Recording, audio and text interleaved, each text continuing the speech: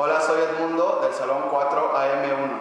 Hola, mi nombre es Fernanda, soy del 4M1. Hola, soy Roberto, soy del 4M1. Objetivos.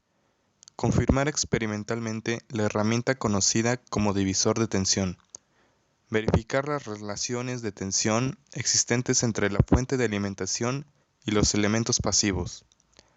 Determinar el desfasamiento de ondas de los elementos pasivos respecto a la fuente de alimentación. Realizar la medición de corriente eléctrica en el circuito y comprobarlo de forma analítica. Materiales y equipo a utilizar en esta práctica. En esta práctica utilizamos dos multímetros digitales, resistencias de 330 ohms a 10 watts, osciloscopio, puntas para osciloscopio con terminal Caimán, fuente regulable de corriente alterna de 0 a 120 volts, inductor de 1.246 Henry, capacitor de 4 a 7.5 microfarad, caimanes, nuestra clavija. Para la realización de esta práctica es muy importante saber lo que es el divisor de tensión. Lo del divisor de tensión es cuando una fuente va a repartir la tensión en cada una de nuestras impedancias o en cada uno de nuestros elementos pasivos, cuando están en serie, como aquí lo podemos ver.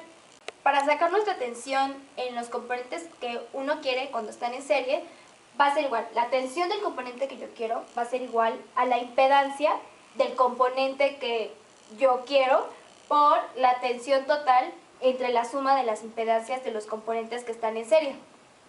En este caso, en nuestro circuito de nuestra práctica, si nosotros queremos saber, no sé, la tensión del inductor, lo que tenemos que hacer es, la tensión del inductor va a ser igual a la tensión total por la impedancia de nuestro inductor entre la suma de las impedancias de nuestro circuito. Y así sucesivamente con los componentes que uno quiere. Divisor de corriente. El divisor de corriente es un modelo matemático con el cual podemos calcular la corriente que pasa a través de la rama que nosotros deseamos saber su corriente.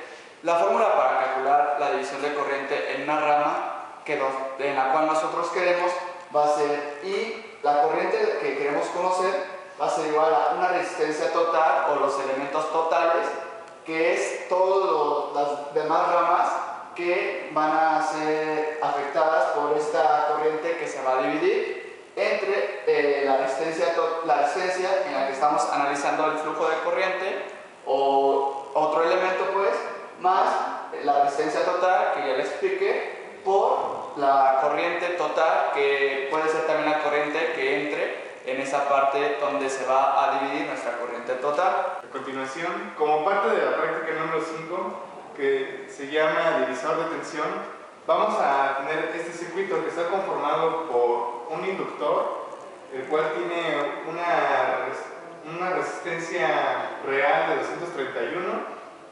La inductancia es de 1.246 Henry. Ahora tenemos un capacitor de 7.5 microfarad y una resistencia de 330 ohms. Para calcular este tipo de circuito, como sabemos, lo que tenemos que hacer es calcular las impedancias, dándonos un resultado en la impedancia del inductor de 469.73 a 90 y la impedancia del capacitor de 353.67 ohms, para lo cual vamos a calcular ahora la resistencia total o equivalente de nuestro circuito. Para ello vamos a sumar todas nuestras resistencias, dándonos un resultado de 577.28 con un ángulo de 11.64 ohms.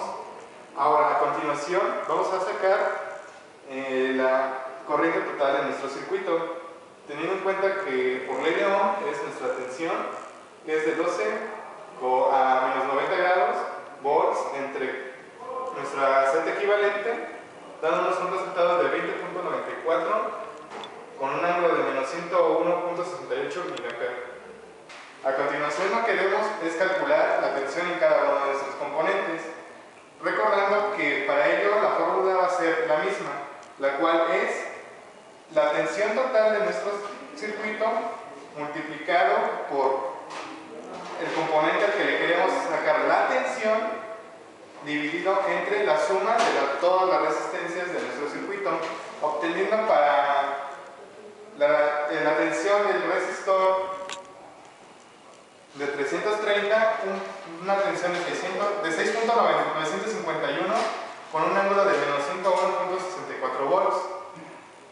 creación de nuestro inductor, en este tenemos que tener en cuenta que tenemos un término real y un término imaginario. Y obtenemos un valor de 10.88 con un ángulo de menos 37.82 volts. Y para nuestro capacitor, aplicando la misma fórmula, obtenemos un resultado de 7.34 con un ángulo de 168.36. Debemos tener en cuenta que si sumamos estos tres valores, vamos a obtener un valor muy cercano a 12 con un ángulo de menos 90 volts, que es lo que suministramos desde un inicio. Para sacar el valor de la resistencia de la tensión, lo vamos a conectar en paralelo y nos da un valor de 6.58 volts. Para sacar la tensión del inductor, lo vamos igual a conectar en paralelo y nos da un valor de 10.53 volts.